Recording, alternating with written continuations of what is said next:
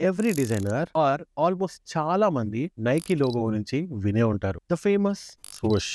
ఒకవేళ ఎవరైనా తెలియని వాళ్ళు ఉంటే I'll give a small brief. It was designed back in 1971 by a graphic design student, Carolyn Davidson. And you don't believe me, she was just paid $35 for it. మనకి ఇప్పుడు just $35 అనిపిస్తుంది. But back in 1971, $35 might be worth it. కానీ అసలు point ఏంటంటే ఇప్పుడు అందరూ ఏం చెప్తారంటే $35 లోగో ఈ రోజు బిలియన్స్ వర్త్ బ్రాండ్. ఇదంతా పక్కన పెట్టేసి have you ever thought why the logo became so powerful over the years? It's not just because of the logo. Over time, Nike did some insane collaborations with athletes like Michael Jordan, LeBron James, creators like Travis Scott, even actors like Michael B. Jordan. And దాంతో పాటు solid product quality, strong storytelling, consistent branding. That's when the swoosh slowly started carrying meaning. And brand కి ఒక value add అయింది. Not instantly, but over time. But what if Nike started today? I mean, ఈ generation లో ఈ ఎరాలో ఒక simple స్వూష్ logo mark తో ఏదైనా brand అంత పాపులర్ అవుతుందా? Honestly, I don't know. Because a brand